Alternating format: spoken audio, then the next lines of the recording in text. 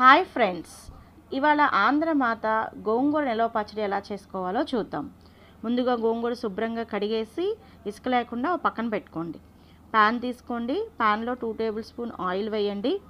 దీనికోసం ఇక్కడ నిలవ పచ్చడి కోసము ఎండుమిరపకాయలు, ఆ పచ్చడి మనం తీసుకున్న గోంగూర ఎంత తీసుకున్నామో దాని క్వాంటిటీని బట్టి ఎండుమిరపకాయలు వేసుకోవాలి.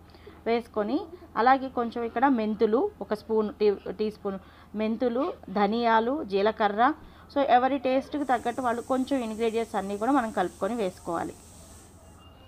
ఓకే, ఇక్కడ వచ్చేసి ఫ్లేమ్ అనేది మీడియం ఫ్లేమ్లో పెట్టుకోండి. ఎండుమిరపకాయలు మాడిపోతే టేస్ట్ బాగోదు కాబట్టి మాడకుండా జాగ్రత్తగా వేయించుకోవాలి. తర్వాత 2 టేబుల్ స్పూన్లు ఆయిల్ వేసేసేసి ఆ ఆయిల్లో ఈ గోంగూర, కడిగిన గోంగూర దాంట్లో వేసేసి శుభ్రంగా ఇలా కదిపి వదిలేసేయండి. మూత ఏం పెట్టక్కర్లేదు, చక్కగా గోంగూర మగ్గుతుంది. మెత్తగా ఆ నీరంతా బయటకు వచ్చేసి గోంగూర చూడండి మెత్తగా అయిపోతుంది చక్కగా. సో చాలామంది అంటే మిక్సీలో వేసుకుంటారు, మిక్సీ కన్నా పాతకాలంలో రోట్లో రుబ్బుకుంటారు. అది చాలా బాగుంటుంది. రోట్లో కచ్చాపచ్చాగా దంచుకుంటే కనుక పచ్చడి టేస్ట్ సూపర్గా ఉంటుంది. సో ఇలా చూడండి కొంతసేపటికి మగ్గిపోతుంది గోంగూర. చూడండి ఎలా వచ్చేసిందో, వాటర్ బయటకు వచ్చేసి గోంగూర ఎలా మగ్గిపోతుందో.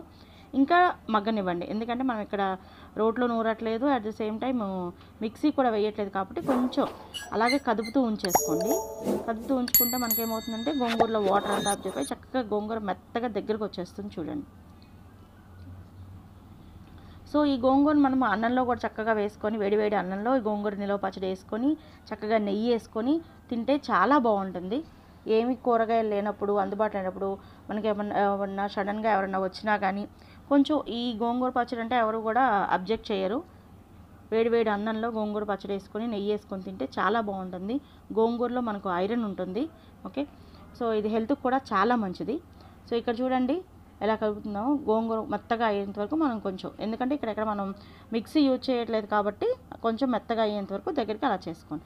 తర్వాత ఎండుమిరపకాయలు మిక్సీ వేసుకున్నాం కదా, ఎండుమిరపకాయలు ఇందాక ధనియాలు అన్నీ కలిపి ఆ కారం వేసేసి దాన్ని కలిపేసుకోండి బాగా గోంగూరని. నెక్స్ట్ తిరగమాత కోసం చూడండి ఆయిల్ వేయండి. నేను కొంచెమే తీసుకుంటున్నాను కాబట్టి ఆయిల్ అనేది 2 టేబుల్ స్పూన్స్ వేసాను.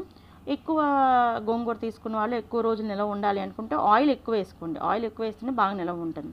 దీంట్లో ఇలా తిరగమాత గింజలు, ఎండుమిర్చి, కరివేపాకు, పచ్చెనపప్పు, వెల్లుల్లిపాయలు చక్కగా దంచి వెల్లుల్లిపాయలు కూడా వేసుకోండి.